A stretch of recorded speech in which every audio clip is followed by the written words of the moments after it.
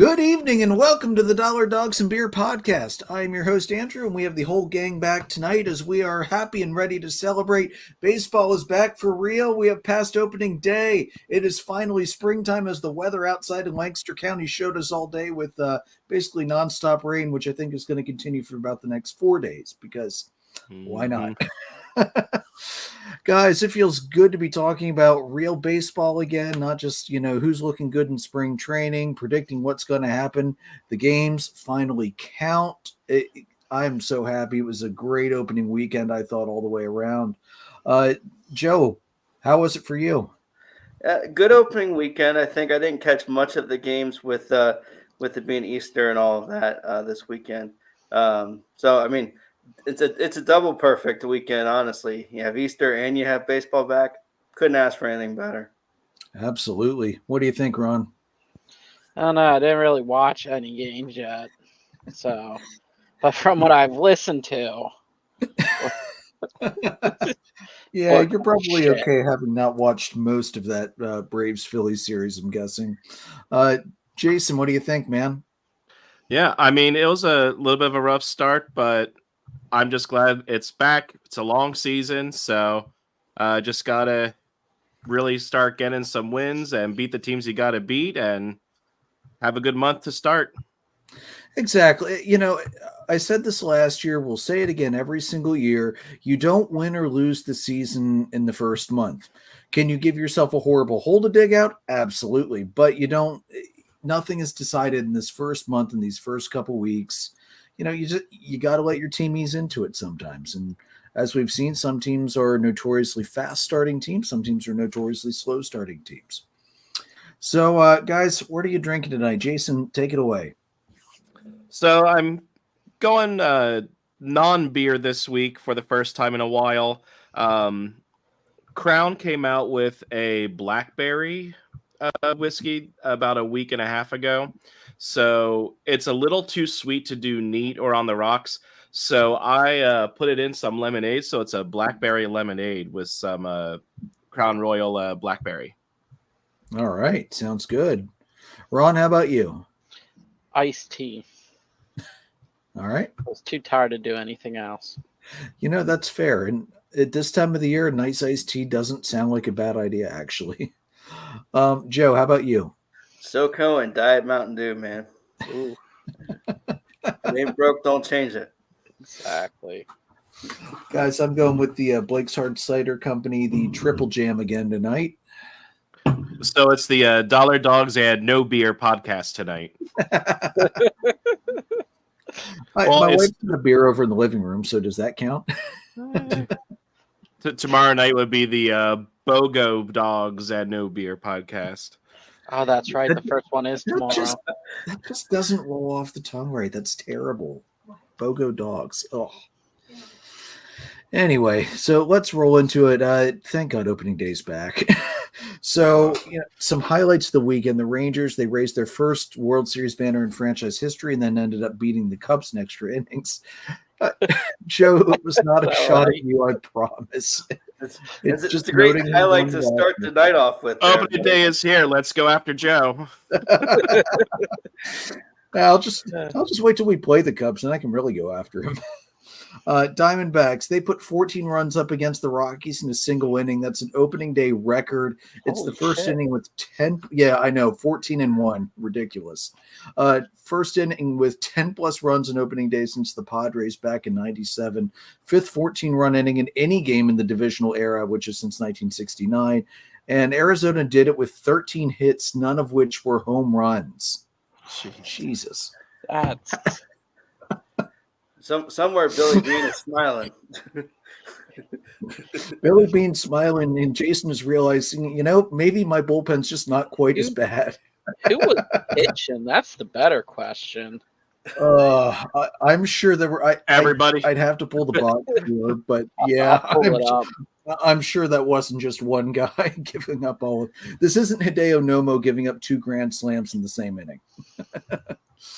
You have Tyler O'Neill, formerly of the Cardinals, now the Red Sox. He broke a record that he had shared with Yogi Berra, Gary Carter, and Todd Hundley. He homered for the 5th straight opening day game. That's insanely impressive. And he almost didn't do it. I think it was an 8th inning home run, if I remember right. Waited till the very end. The Athletics fans, once again, continuing their protest on John Fisher's ownership. They decided to party in the parking lot instead of going inside and attending the game. Like, they had free taco trucks. They had live music out there. Waves upon waves of sell the team flags. The announced attendance was 13,522. To put that in perspective, the Orioles had 42,000 and change on opening day. And a lot of that was likely boosted because they had ticket prices as low as $6 for opening day. Yeah, wow. And the A's, because there's nobody in the stadium anymore, they're starting to play electronic dance music in the background to mitigate the fact that there is basically silence in that ballpark. That is a major league first, as far as I know. You know it's bad when your social media team has to disable all comments on every single post you do because all the comments are just sell the team. I didn't realize it was that bad. Athletic fans, bravo. Their social media team has turned off comments on their posts because everybody just keeps saying sell the team. Maybe the fans might be right. Imagine that the fans actually might be right in this case. Luis Arias went 0 for 6 after chasing 400 for a good chunk of last season. Opens the year at 0 for 6. That's the first time in his career he has ever gone 0 for 6. And the Marlins went 2 for 17 with runners in scoring position during opening day. Although their pitching did very well. They recorded an opening day franchise record of 17 strikeouts. Not bad. It looks like it's going to be very similar to Marlins teams in the past. Great pitching, not a whole lot of hitting to back it up. And then the Yankees, they swept the Astros over the 4-game series and had their largest opening day comeback win since 1950. So the Yankees, here's my question. Is it just the Juan Soto the Juan Soto, I'm in a new scenario, I like where I'm at, things are going good, or is this just they had a hot start and once the pitching bubble breaks of the fact that they have very little starting pitching, they're going to come crashing back to earth because it doesn't matter if you can score 10 but give up 12. Yeah. I'm kind of more the latter. I don't know about anybody else. Yeah, I'm just happy to see they swept the Astros. I mean, you're not going to ever see me sad to see the Astros lose a game, even if it means the Yankees have to win a game. Series split wouldn't have made me sad either, though. I'm not going to lie. So, that's it. We have opening weekend. We're 4 to 5 games in for some teams. We had only 2 games rained out, which honestly isn't bad for an opening day. Weather is always going to be weather. You just had Atlanta, Philly moved a day back. You had Milwaukee, New York moved a day back. So really, it went off about as well as MLB could have hoped, other than maybe what happened out in Oakland, because I'm sure that was probably not something Rob Manfred was very happy about. And from what I saw, I don't know if Oakland passed 25,000 fans total after opening weekend. I can pull that number up quick. But there was a picture that it looked like there was maybe 200 people there. Yeah, it was bad. It was terrible. I keep seeing videos of it pop up on my TikTok. Well, and remember too, guys, when they're counting the attendance number, they're looking at tickets sold. They don't care if you actually went through the gates or not. Like that, that doesn't matter to them. They just care about the money. We got money for XYZ tickets. All right, we're going to count that as attendance, even though it's not there. Clearly not accurate. So let me see here. Look at the schedule here, see if they have it. No baseball. Yeah. So the official attendance on Thursday night was 13,522. And then Friday was 3,837. Saturday was 5,425, and Sunday was 4,118. It's a minor league attendance right there. No, I think the not even numbers do better than that. Stormers, you depend on the giveaway. The Stormers, Yeah, it's true. that stadium holds around 5,000 to 6,000. So typically you're probably looking anywhere from 2,500 to 3,000 maybe. And then come as they do better as the season goes on, it gets a little fuller. But I mean that afternoon games in the summertime that kill their average attendance because you just roast in those stands. Yeah, but I mean the Iron Pigs, the Fightin' Phils in Reading, they get more than that. Yeah. Yeah, I know Gwinnett usually pulls pretty good down in Georgia. Yeah, that's terrible, man. The Iowa Cubs probably pull better, and let's face it, the population density in Iowa is slim pickings at best, and I'm sure they probably draw better than the Oakland Athletics did this weekend. That's terrible.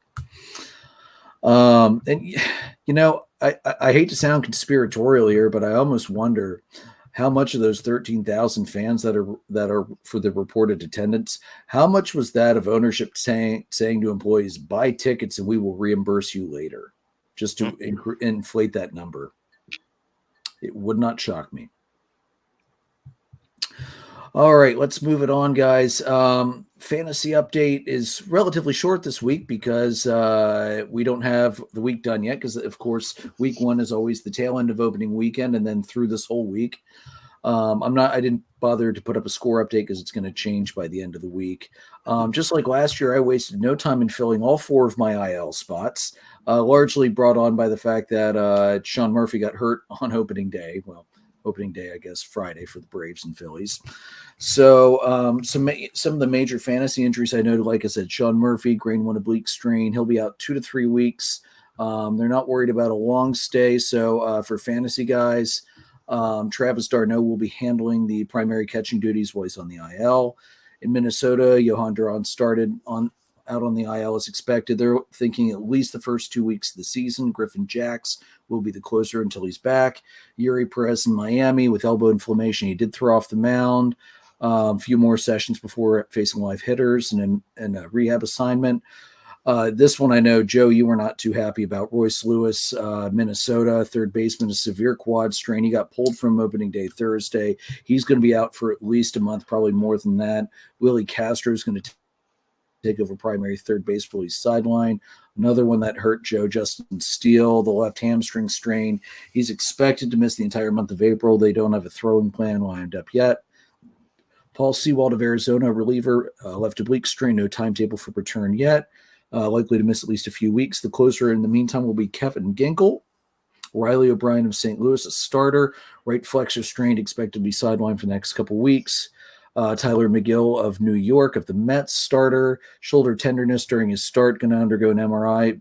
Possibly going to miss his next start. And that's going to hurt the Mets because they do not have good depth behind their starting pitching right now with all the injuries. Eloy Jimenez of the White Sox, he's day-to-day with the left abductor soreness. They pulled him from Sunday's game because of injury. The club states they're still evaluating him. He's likely going to be out for at least the start of the upcoming week. And let's face it, Eloy does not have a good injury history. This almost feels like it's almost going to be a guaranteed IL stint for him. And Bo Bichette of Toronto, their shortstop, he was scratched from Sunday's start due to neck spasms. He's currently day-to-day. Guys, did you see any other major fantasy injuries I missed from when I was looking last night? No, but Royce Lewis homered in his first at bat and then left with the injury. Like, he's another one that just absolutely can't stay healthy. It sucks. Because when he's healthy, he is a great fantasy third baseman. Yeah. Great offensive numbers, solid defense. That's going to hurt for Minnesota in what is already a weak division that they thought they might have a decent shot of running away with without too much competition. Not so fast, my friends. There's going to be competition in the AL Central this year. Yeah. All right. So next week we will start with our weekly recaps and updates, and we'll make sure we get updates from the other guys so that we can read them on air. All right, and then we'll go into Braves Phillies, one of the most anticipated series for opening weekend. Like I said earlier, delayed a day due to the rain in Philadelphia. At least, like I said in the group chat, at least they actually made the decision ahead of time and didn't, wait to the day of, cancel, and then find out that the weather actually wasn't that bad and they could have played. So yeah, Yeah, they canceled, which I was fine with because it looked like it was going to be terrible. And even the day on Thursday, when you look at the radar, you see Philly is clear, but to the east of Philly and not terribly far east, it was just red and orange in the radar. Like it was terrible. And let's face it, we've seen weather like that in New Jersey, Delaware, Eastern Pennsylvania, where it will stay there and then start hopping immediately to the west and back to the. It's not safe to try and play around that. It's especially this time of the year. It's not predictable. You know, the moment that they're like, "Nah, we're gonna play," it's gonna just be centered right over the ballpark. Of course, with lightning strikes going off that gigantically oversized scoreboard. Because what else would happen, especially an opening weekend? It's got to be like that. So Atlanta took 2 out of 3. They won games 1 and 2. It was 9-3, 12-4. They dropped Sunday's game 5-4. My quick thoughts. Offense showed up big time against the improved bullpen of Philadelphia. I wasn't surprised that Strider, Sale, Wheeler, and Suarez pitched very well. I was moderately surprised that both Nola and Fried had very rough starts in the Saturday game. The umpire in Saturday's game, straight garbage, called a ball 3 on Fried when Fried was pitching to Castellanos. That was practically middle. Even Angel Hernandez would have called that a strike, but let's remember, Angel tends to go this way, not this way. So that was moderately frustrating. Albies homered in 2 straight games, 6 RBIs for the series. The platoon in left field with Klenick and Duvall is going really well so far. Olsen had a monster day on his birthday, 3 for 5, 3 doubles, 3 RBIs. Would have had a 4th double. Harper made a great diving catch and a screamer down the line. Losing Murphy for a few weeks, that sucks, but I'm not worried about the depth behind him. Arno's 2 seasons off of an all-star year. I'm not worried about that at all. I'm pleased with the results, guys. I would have loved to have seen a sweep. Who wouldn't? But you can never be upset with 2 out of 3 on the road against a division rival to open the season. And from what I saw on TV and from what I heard, it was a pretty rocking environment. So, Philly fans did what Philly fans always do when the division rivals come in. They show up and they get loud. So, I have no complaints. It was a good weekend. Jason, go ahead. Yeah, I mean, it's one where I like how you're complaining about the umping on Saturday when you won 12-4. But that wasn't atrocious. It was an atrocious call, though. Oh my God, this is garbage as my team wins 12-4. When I was complaining about it, it wasn't 12-4. The Phillies had just taken the lead back. But overall, it's one where it was rough, but the Phillies are known to start slow, and their schedule over the next month is actually much easier, so they get a tough opponent out of the way early. So it's one where I wasn't necessarily surprised. The bullpen is going to be the death of me this year because it's, hey, we need to improve our bullpen, so let's go sign a utility guy in Whit Merrifield and not touch the bullpen. But yeah, it is what it is. Long season. Yeah, you can't read too much into an opening day series. I know. Yeah, winning the last game and not getting swept is actually big. There's a big difference between digging yourself a 3-game hole in the division early versus a 1-game hole. I mean, you're doing better than Miami so far. Miami's already 3 games back. Oh man. So Ron, what did you think? Did you get to watch too much or at least see some highlights? I didn't watch anything. Although Bryce Harper being a fucking idiot. Going Are over you that talking about when he took that tumble over the Don't risk your body like that early in the season. I don't think he saw it because that is a low wall. He was I don't think that's the first time he's went over that wall. It's not, but again, you also need to remember he has not had even a full season at first base yet. He's still learning the lay of the land in the ballpark. So didn't I see the ball like after he tumbled over? Didn't the ball land like 3 feet behind him? I think so. Yeah. You can tell he's an outfielder. It's one of those. You're right. You need to give him some time. It's true. It's one of those things where it would have been great if he had caught it, But I think because of where the ball ends up, everybody thinks it's a dumb thing. I am glad that they at least gave him the day off Sunday, because this isn't the time of the year to try and push through a nasty tumble over the wall like that. He wasn't going to play anyway because of Saleh being the starter. But no, yeah, with Chris Sale, a really tough lefty being on Sunday, they decided they ended up giving Harper, Stott, and Marsh the day off and went with a right-handed heavy lineup.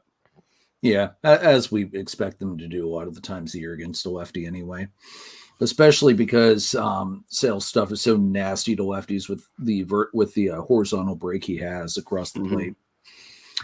If I remember, there aren't a ton of pitchers that have had huge success over Harper in his career, but I think Sale is probably one of them just because of how far that slider cuts across the plate. That's just not where Harper has great success. Much better if an inside hitter. All right, so that's Braves Phillies. Wow, that was way quicker than it normally goes. So Shohei Ohtani. I'm not going to go through the entire timeline, Jason. I know you're worried about how long the write-up is. I'm looking through our topics. Yeah. I'm like, good Lord, it's like 4 pages long. No, I just wanted to get it all out there, so I had a visual of it as I look at it. So, the story. Here's what happened. His longtime interpreter and friend, Ibi Mizuhara, was fired by the Dodgers. Initially, he had stated that he had asked Ohtani to pay off his gambling debts. He later changed the story, saying that Ohtani had no knowledge of his gambling debts or the payments. So then Ohtani accused him of theft. LAPD and the DA in both Los Angeles and Orange County say they are not investigating, so it is likely a federal investigation that's going on. So multiple sources, including from Mizuhara himself, have told ESPN that Ohtani does not gamble and that the funds were transferred to cover losses. Multiple sources have also indicated that none of the betting was on baseball. So, remember last week, the Dodgers were over in South Korea for that 2-game series with the Padres. And that's, of course, when all of this broke, because when else would it break? ESPN, I guess, contacted Ohtani's agent about information it found about Ohtani's name being on wire transfers to a bookie. A spokesman that was hired earlier in the day said that he had paid debts on the behalf of Mizuhara, and then later that was found to be completely false. The gambling debt is apparently at least $4.5 million. So we don't need that. We don't need that. Are you sure? Yeah, no. I'm trying. No, because Mizuhara had a long interview with ESPN, but he's flip-flopped his story so many times. I'm having a hard time believing most of what he has said so far. My question is, though, why would Ohtani even help cover those debts in the first place? I mean, Mizuhara has basically been by his side the entire time. And here's the problem, Ron. Mizuhara also, because he was his interpreter, has been selectively feeding Ohtani information. Like when Ohtani's been asked questions, the question now is based on some things I've been reading is that in the Dodgers clubhouse, they've noticed since Mizuhara was there and since he's been gone, how much more Ohtani has been not only communicating with everybody, but the depth at which he's communicating with him. So it makes me wonder how much has Mizuhara really hidden from Ohtani over these years? How much bullshit has he been feeding him? That too. And if he's the interpreter, was he always saying everything Ohtani was saying during interviews right back? Or was he coaching the language, shall we say, or maybe only including what he thought would be advantageous? 10 a.m. Wednesday, the Dodgers held a meeting. They warned the team that the negative story was coming. Mizuhara apologized. One of the Dodgers executives said that Ohtani had helped cover his gambling losses. On the way back to the hotel, Ohtani started asking more questions about what had been said in the clubhouse, and his representative said that's when Ohtani told them he didn't recognize Mizuhara's version of the events. And at that point, that's where the story started flipping around, where it turned into, no, I'm going to be accusing you of stealing from me now, because that's what it sounds like. Because that's also when he discovered the money that was missing from his account. Okay, first of all, it's got to be nice to have enough money that you don't notice $4.5 million missing from your account. Good God. How do you not know that you're missing that much money from your account? $4.5 million. It's chump change. It's sickening. It's sickening. This story reminds me of Randy Moss when he had a $10,000 fine and he was caught outside saying 10 grand ain't shit to me. Like, seriously? Yeah. That's the part of this that doesn't make any sense to me. There's no way in hell you don't notice that money is gone. Right. This is ridiculous. They're changing stories on each other. They're flipping things around. This is insane. Maybe he can just defer it. maybe he can defer it. He'll claim that $4.5 million stolen loss against his taxes because he is in California, so it's not like taxes are nice to millionaires out there. Hey, can I get this picture? I'm going up to Mark Walter, the owner, and be like, "Hey, can I get an advance on the deferment?" Nah, I'll just ask Mookie for it. Mookie didn't defer his money, neither did Freddie. Oh man! So at middle of the afternoon Wednesday, his lawyers at Burke Pretler LLP issued a statement to ESPN saying, "quote In the course of responding to recent media inquiries, we discovered that Shohei has been the victim of a massive theft, and we are turning the matter over to authorities." Yeah. How do you not notice that before now? As of 2:30, Mizuhara was immediately fired. 3:35, ESPN spoke to Mizuhara on the phone. He said he lied in previous interviews, walked back much of what he had said, told ESPN Ohtani had no knowledge of his gambling activities, debts, or efforts to repay them. So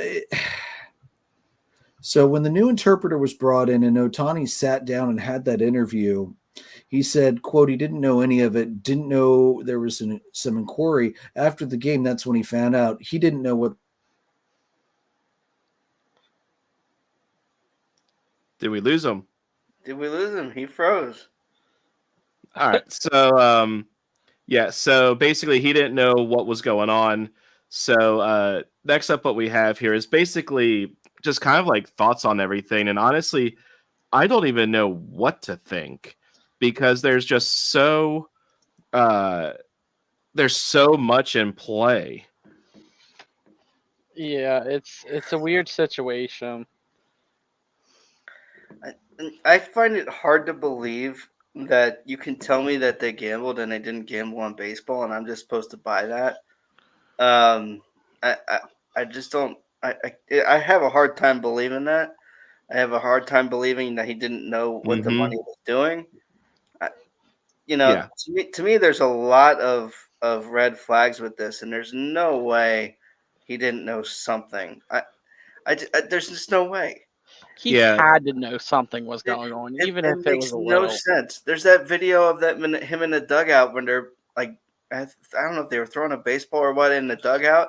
To land, come on, land on that little step. Come on, the guy is a degenerate gambler. He has to be. Hey, use that term lightly. But no, I mean, and I just think it's really tough to. I think it is possible that he is a victim here. I think there's just too much that we don't know yet. But I mean, if he is a victim, and right now I don't see MLB doing any kind of having any kind of a penalty for him because it isn't known whether or not he did something wrong. So, like, as it is right now, do you guys think that there should be some kind of penalty for Ohtani? I don't think so unless they can 100% prove that he was doing it. Yeah. Yeah, and until they find some sort of smoking gun. Until they find some sort of smoking gun, I'm just not sure that they can do anything disciplinary. Yeah. Yeah, Andrew, we're talking about whether or not we think MLB will levy any punishment and if he deserves anything. And overall, right now, the consensus is pretty much no. Right now he doesn't necessarily deserve something, and we don't think that MLB will do anything because we truly just don't know what the actual story is, whether he's guilty of doing something wrong. So yeah, that's kind of where we're standing on this one at the moment. Yeah, I agree with you guys. One, it's way too early. A whole lot of investigation needs to be done.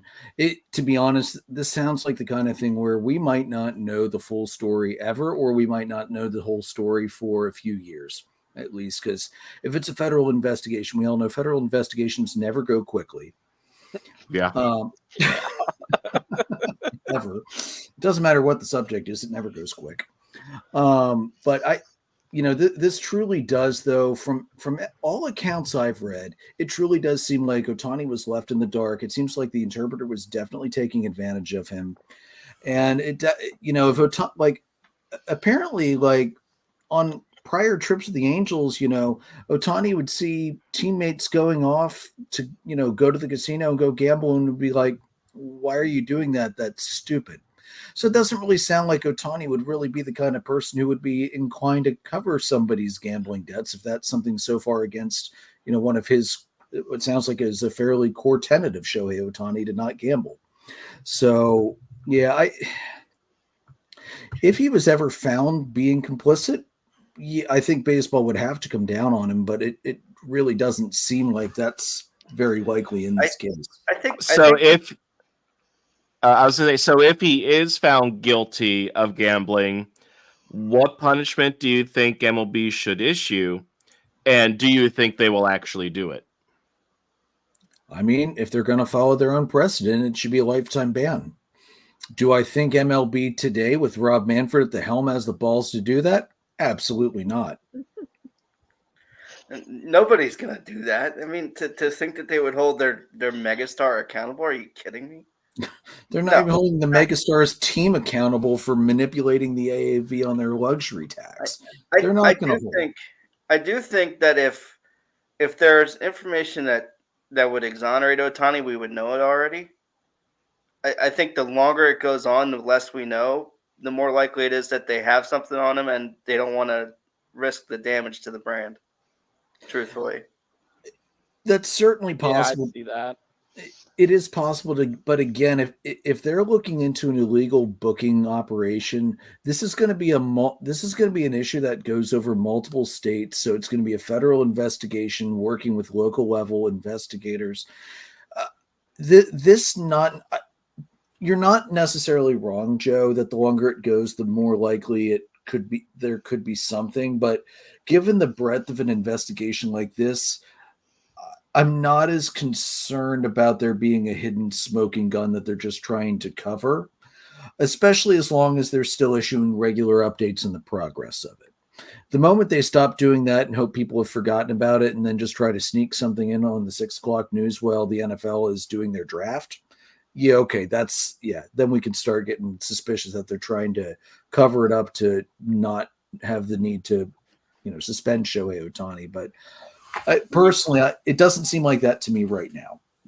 I mean, the MLB dropped their statement at Friday, 6 o'clock on a Friday night. Yeah. Like that they were going to do an investigation. You knew about this story 2 days before. Yeah. That looks a little bit like a dump where you're trying to bury the story. You're not wrong.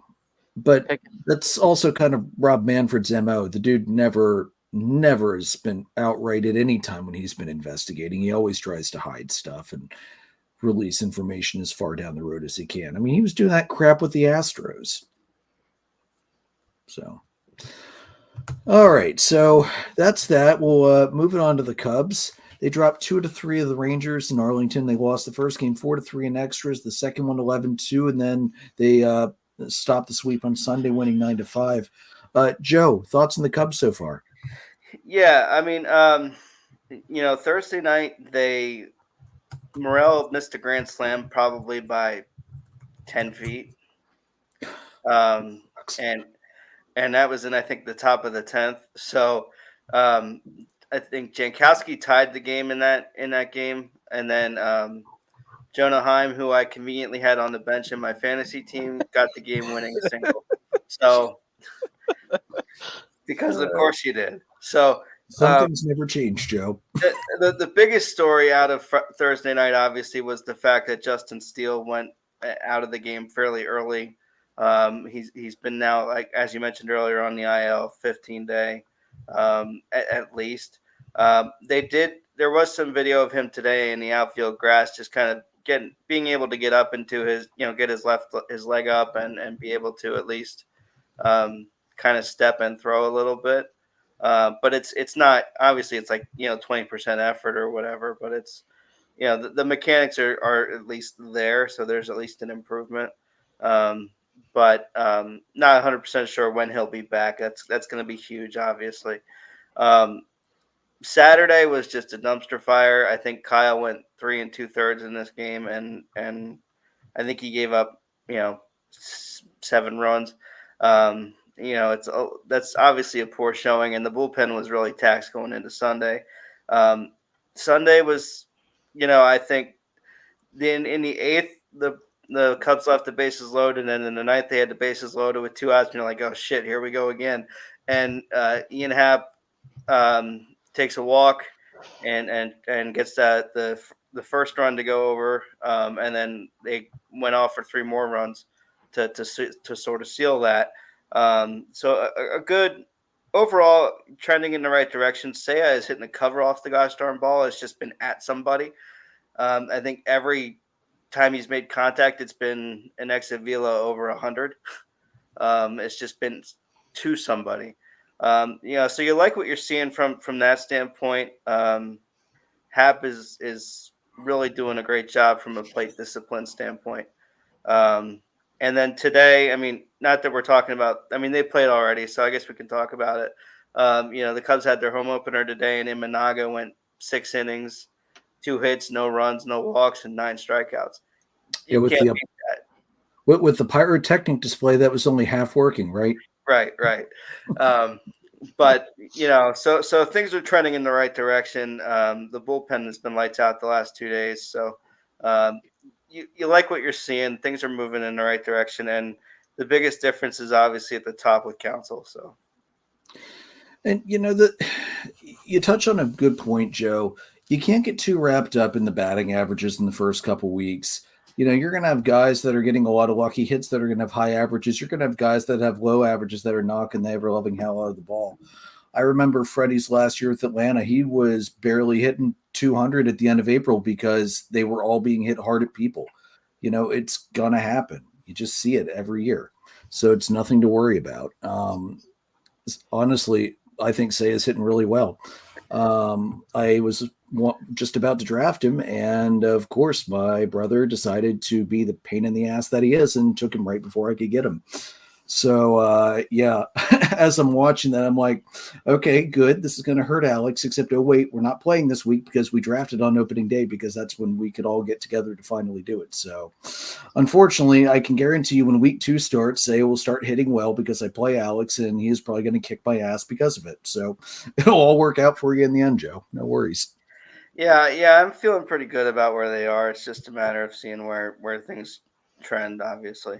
Hey, on the plus side, you don't have Ross as a manager anymore. I know. Yeah. I know. I mean, and the thing is here, that tying home run that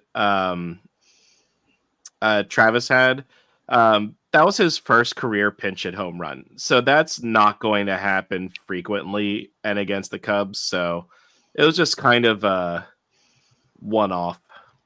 Stuff happens. Yeah. Yeah, I wouldn't worry about it. And you're playing in Texas when they're hanging the banner, they're getting the rings. Which, by the way, the ring the Rangers got, I loved that design. Oh my god, it is beautiful. That was great.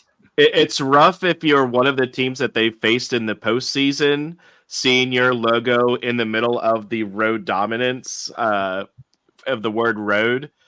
For those of you who haven't seen it, basically on the inside, the ring says road dominance on the map with the different locations that they went. And the word road, the R is the Rays R, The O is the Orioles O. A is the Astros, and then the D is the Diamondbacks D. So it's rough to see if you're a fan of those teams, but it's a brilliant design. We've seen a lot of good designs from the World Series rings lately. I was really, really impressed how they did. And there he goes again. Joe, did we have anything else for the Cubbies there? No. All right. So just a quick update for Down on the Farm. The games are only starting, so I don't really have a whole lot yet. But basically, I wanted to touch on Jackson Holliday, who is going to be up with the Orioles sooner rather than later. His very first at-bat in AAA after somehow not making the team was like a 400-some-foot bomb to right center field in Norfolk. So that dude's going to be up soon. I think Andrew has him stashed on his bench for fantasy for when he does come up. Yeah. But he is going to be spectacular. So yeah, that's Down the Farm for right now. Just had to touch on Jackson Holliday, who is only 20 years old and is going to be a big leaguer here soon. So the Orioles did end up taking 2 of 3 from the Angels. They won 11-3, 13-4, and then lost the final game 4-1. Corbin Burns got his first start for the Orioles, and he dominated.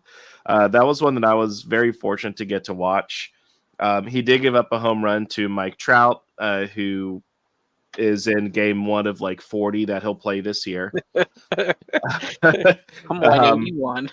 Yeah. But otherwise, like, he gave up no other hits or walks and struck out 11 over 6 innings. And then, oddly enough, it was Trout's 4th career opening day home run, which passes Tim Salmon and Joe Rudy for the most in franchise history. But the Orioles defense is going to be spectacular this year. I mean, you're probably looking at least 1 Gold Glove in there from like Gunnar Henderson. Very possible there. I mean, the Orioles are just looking so good. Did you guys get to take a look at any of the Orioles stuff this week at all? I saw some clips of Henderson playing shortstop, I believe it was, and it just him at shortstop just looked amazing. Yeah, Gunnar. Yeah.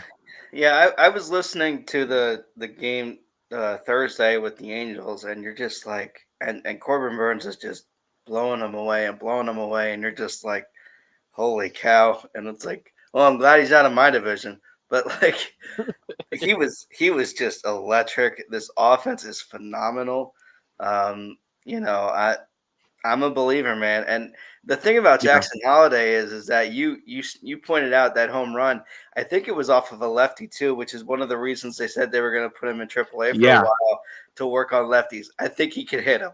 Yeah, that was actually exactly it. They set him down because they're like, get some more at bats against lefties, start hitting lefties better, and it was against the Rays' top pitching prospect too. No shit. So I'm like, yeah, this kid's going to be up soon. Yeah. It's an embarrassment of riches because you have to figure out where you're going to put him to. Yeah. So. I forget who it was that I saw that would probably Kemp is probably going to be the one that ends up taking that hit whenever Holiday does come up. Joe, do we have some bring out the good this week? No, nothing bring out the good wise this week. No. Well then, looks like Andrew's back. So Andrew, we touched on the O's. No bring out the good for Joe. So we're ready for some predictions here, man. All right. Well, the first prediction is that after this is done, I'm going to strongly consider taking my router outside and smashing it with a baseball bat because this is bullshit. All right. If I can get to Costco before next week, I might. All right, so let's run down some prediction times, guys. Let's start it with, we'll do the MVP race first. Let's start with the NL. Jason, you want to go first with the NL MVP? No. But yeah, Okay. sure. No, I'm fine. Who's your prediction? I'm going to go with Mookie this year. He's had such a great start, and I think we are going to see, not that Acuna is going to have a bad season, but I think the Braves being a complete team potentially hurts him in the MVP race. So I'm gonna it's Mookie's time. I'm gonna go with Mookie. All right, Ron. I don't know. I'm gonna go with Bryce Harper. I think he's due for another one. Okay, Joe. Man, you know what, Ron? You sold me on it, Bryce Harper. All right. There we go. Let me guess, Andrew. Acuna, I'm gonna go back to back, man. Acuna. part owner, he's got to. But Jason, I do agree with you. I think we could very well see a situation where you have multiple Braves candidates that make equally strong cases, and they cannibalize the vote, and it goes to Mookie. And you're right, Mookie's has had a great couple of years. He is due to get one, and this is the time before Shohei starts pitching again, where the rest of the National League can try and get one before he puts up ridiculous war from the fact that he's doing it from two different sides. So. Well, and I think also, Ohtani potentially is a distraction here for the Dodgers. And if he can somehow really step up, I mean, same goes with Freddie Freeman. I'm just taking Mookie because overall he's had a little bit of a better start. Mm-hmm.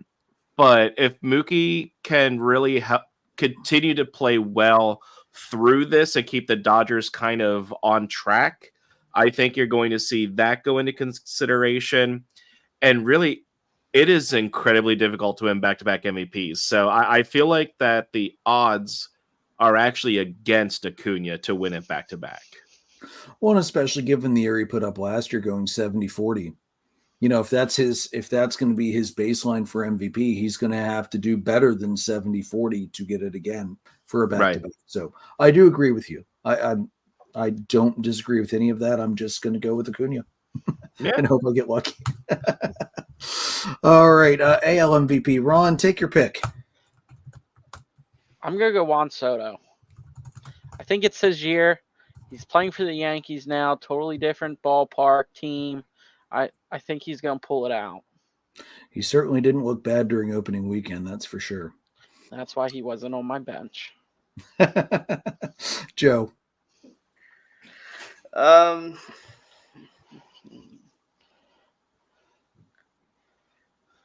I'm gonna say Gunnar. I don't think catchers don't often win this, so I'm not gonna pick Adley. I'm gonna go with Gunnar Henderson.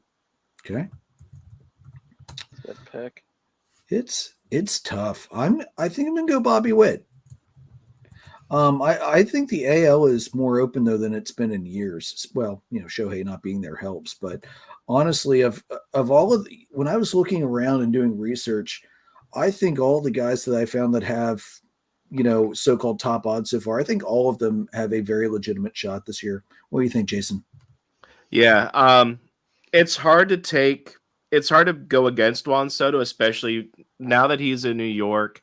He has a better ballpark to hit in than he did in, say, San Diego. So I think his numbers are going to be a little inflated this year.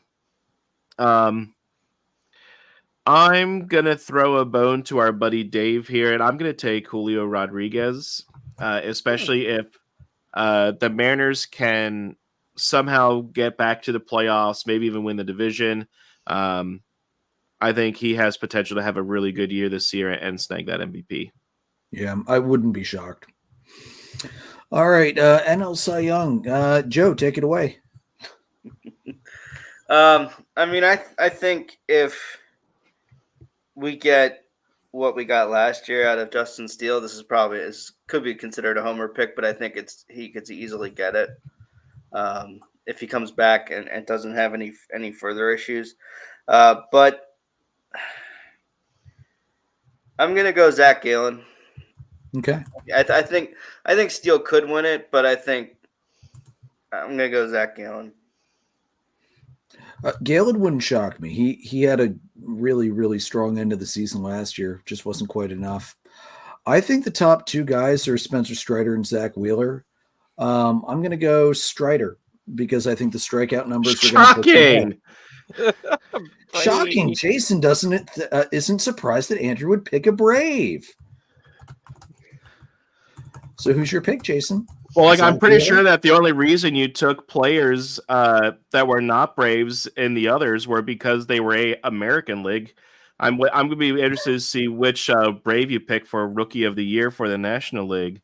I do agree, though. I do think that your top two pitchers in the National League are Spencer Strider and Zach Wheeler. We saw that on opening day, the way that they dominated.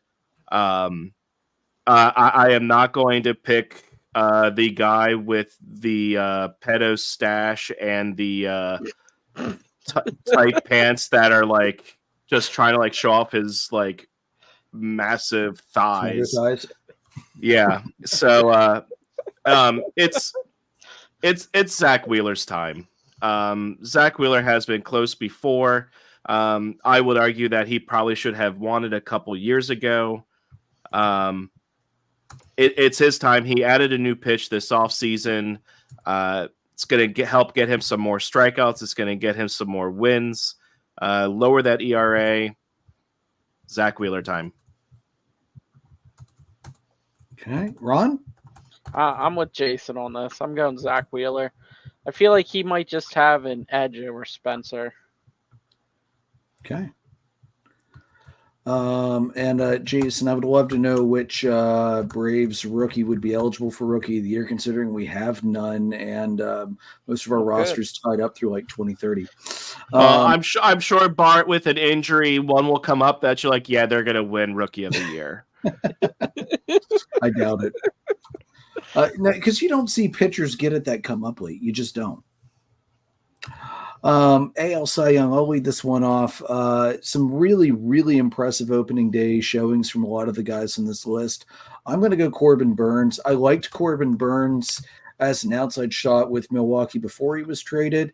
Now with Garrett Cole on the IL to start the year and playing behind a strong Baltimore offense to support him, which he's never had in Milwaukee, I think this is Corbin Burns here in the AL. What do you think, Jason? Yeah, Corbin Burns. Not only does he have the offense to give him some run support in Baltimore, but he has the strong defense behind him as well.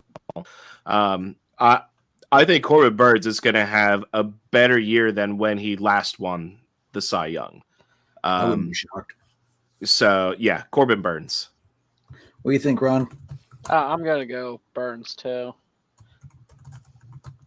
Joe, are we going to make this a 4-for-4 pick on Burns? I don't know. That's obviously the safe pick, but part of me wants to be, pick somebody else just in case. Yeah, it's Burns to lose. I'll say he's not a Brewer. You can pick him. Yeah. Okay. I understand. I understand. It's hard to pick somebody who's ever associated with the Brewers. And please let this also be noted that this is a Dollar Dogs and Beer first. That Jason has not picked Garrett Cole. The dude's not going to pitch for most of the year. You can still pick him. He's on the IL. Who was he supposed to pick? I got what I wanted. I got what I wanted from him last year. It's okay. Yeah, well, it took 3 seasons. I will say the other one who intrigues me, at least initially, is Skubal from the Tigers. He has an outside shot at this. Yeah, he had a great opening day performance too. I'm interested in Pablo Lopez. If he can stay healthy for the full year, he has great potential there.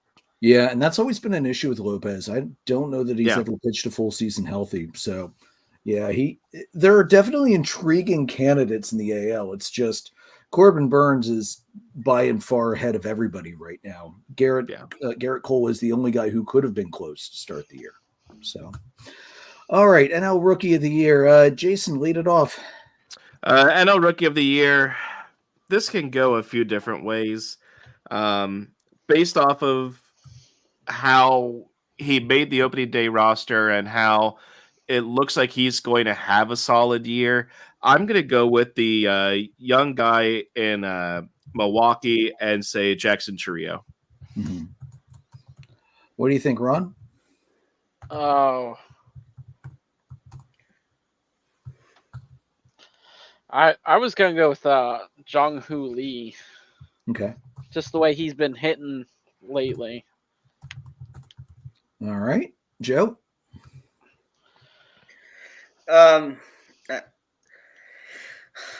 If Skeens actually makes it up and it translates, I think he could pull it off.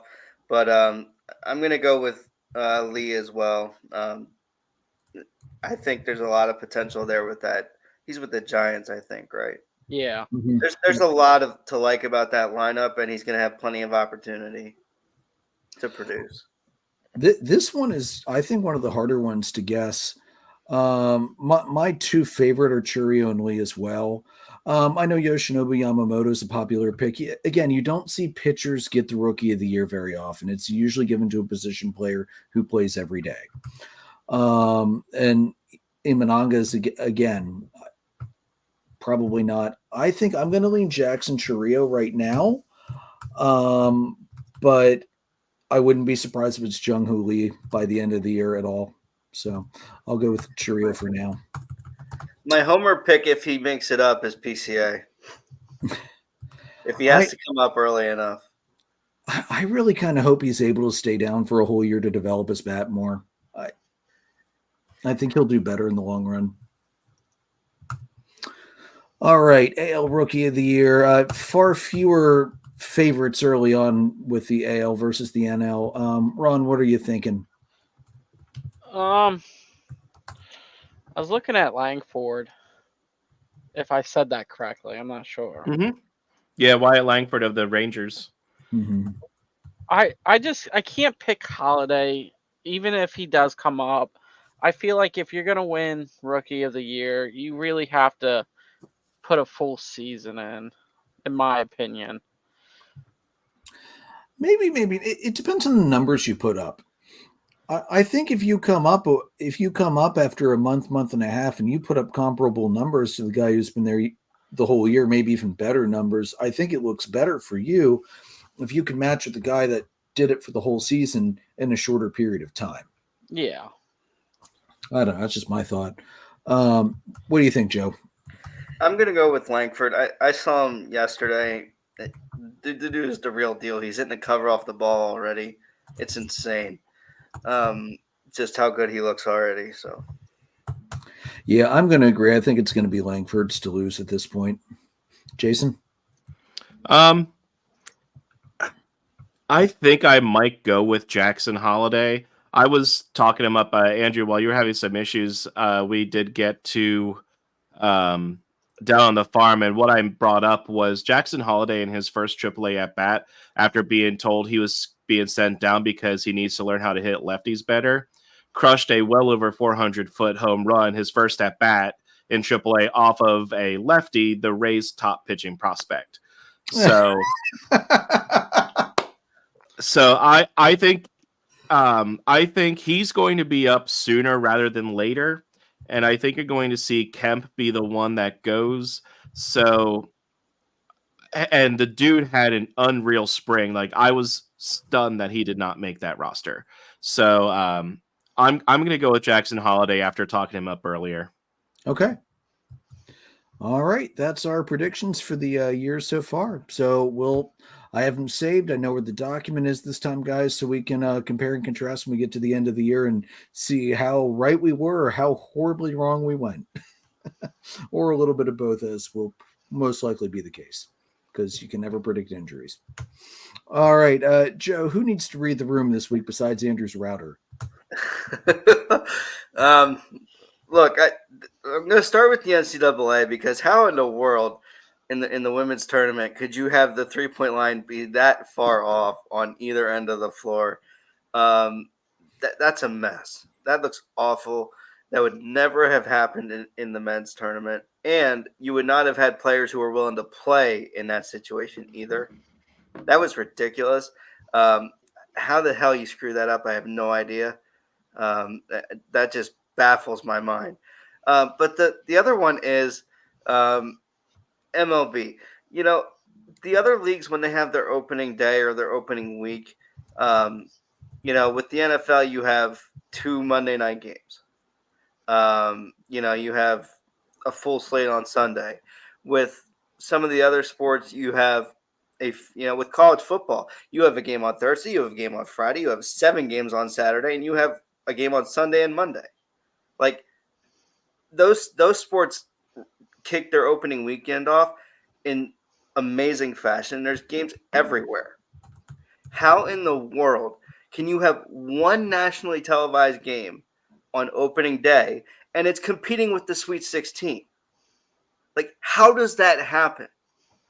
How do you have one nationally televised game and you're competing audience with the NCAA tournament? That's insanely stupid. There should have been nationally televised games all freaking weekend long. You want to grow the game? Get in front of more eyeballs. It's not that fucking difficult. It really isn't. Like, I don't understand how you have 2 nationally televised games the entire first weekend. Sunday night, which is, of course, it's going to be Dodgers and the Cardinals, and Thursday night with the Cubs and the Rangers. How do you not have another game in front of a national audience? How the hell do you grow the sport if you can't grow the fan base because people can't see it? And I want to take a sidebar off that too. Get rid of the goddamn blackouts. Mm-hmm. You want to spread the sport. You want to get it out there. Stop putting up roadblocks, making it harder for people to watch the games.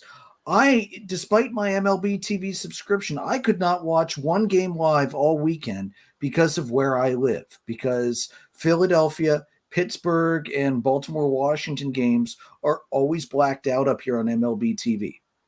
I don't have cable, but I have my MLB TV subscription, which should, in my opinion, even if I would be forced to watch the Phillies broadcast, not be able to pick up the Bally Sports broadcast, I should still be able to watch the freaking game. It's just insanity. Why do you want to make it harder for people to watch the damn games? It's nuts. And the blackouts just need to stop. They just need to go.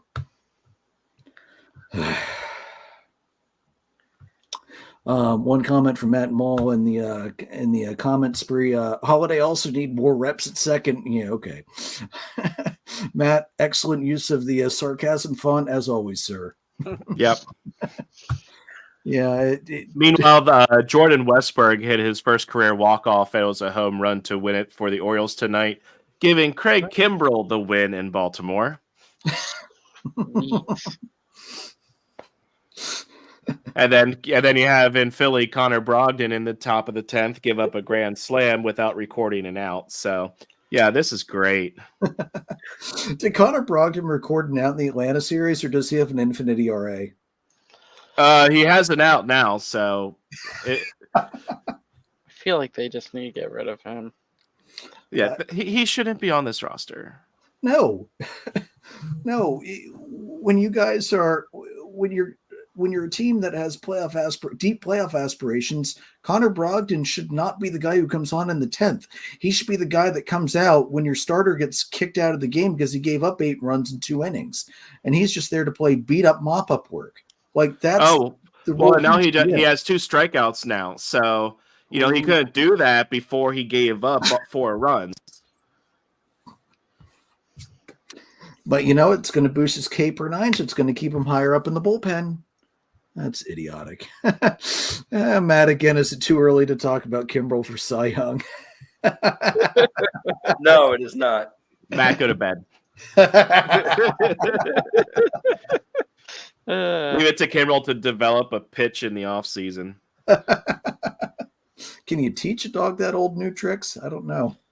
Apparently. I just need a change of scenery like so many pitchers when they leave Philadelphia. All right, guys, no hot list this week. It's stupid to do it after one series. We'll start the hot list next week. Looking at the upcoming week, Atlanta 3 at the White Sox, and then they finally come home to have their home opener with 3 with the Diamondbacks.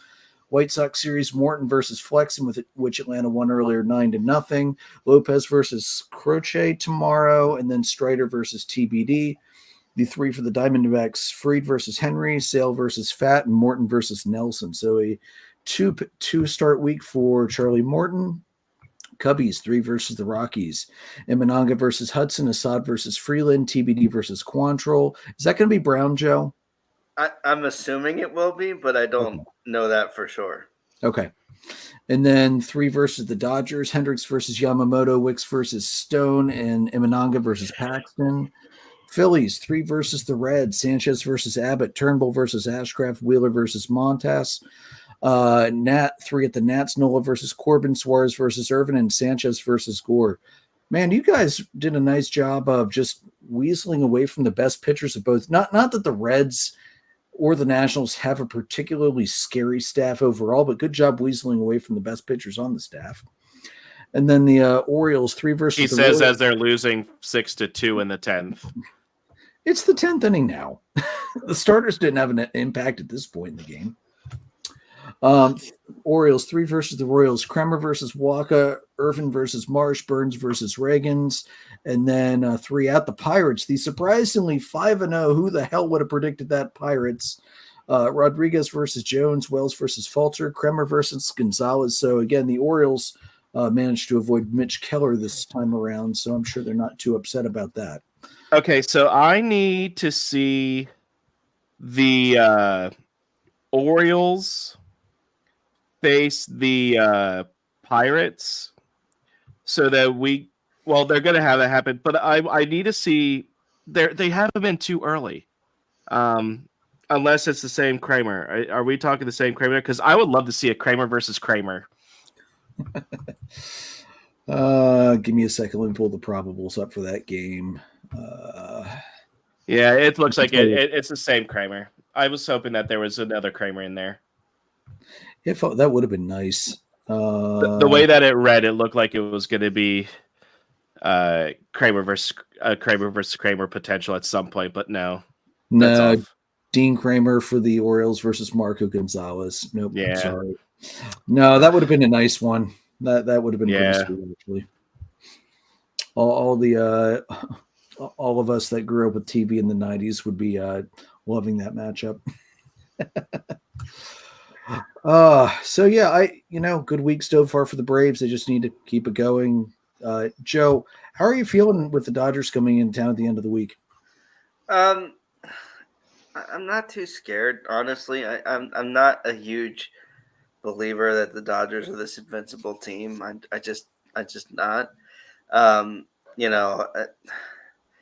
There's too many questions with the way that Gavin Lux has looked so far, having to move him around, having to move Mookie into short.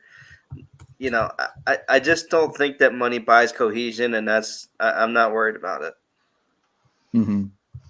I'm hoping that the pitching sort of stabilizes after the last couple of days here, and I do think that Wednesday probably will be Ben Brown, who has looked really, really good, since last year. So I think that could be interesting. All right. And then, like I said, I know obviously tonight's not going well, but Jason, you have to feel pretty well for the rest of the week, though. You and Ron should be looking at the Phillies, hopefully starting to get into a little bit of a groove. And then with the Nationals coming in this weekend, or I'm sorry, you guys are on the road, aren't you? Yeah, you're on the road. Yeah. But let's be real. A Nationals road game is really just Phillies South. Yeah, they should be fine. It's just frustrating because of how prone they are to slow starts, and I just want to see them do something different, because you don't want to take yourself out early. Yeah, don't be like the Mariners last year. Yeah. All right, guys. So that's it for this week. Week 1 is in the books.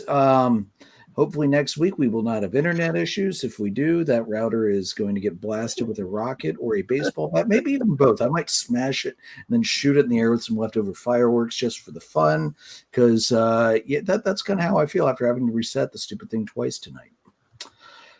All right, so audio recordings, guys, Anchor, Spotify, Breaker, Google Podcast, Apple Podcast, anywhere you can find podcasts. We're live on YouTube, Facebook, and Twitter every week. Merchandise us at redbubble.com. Follow us on Facebook, facebook.com/dollardogsandbeer. Twitter's at DDAB_podcast, as well as all four of us on here as well. I'm at PyroLord314. Jason's at JRicker300. Joe is at JoltonJoe35. Ron's at Dipner Ron. We are presented by Dark Arrow Podcast LLC and sponsored by Baron Barbershop over in Mannheim. Guys, may your dogs always cost $1. May your beer always be cold. Have a good one. We'll see you next week.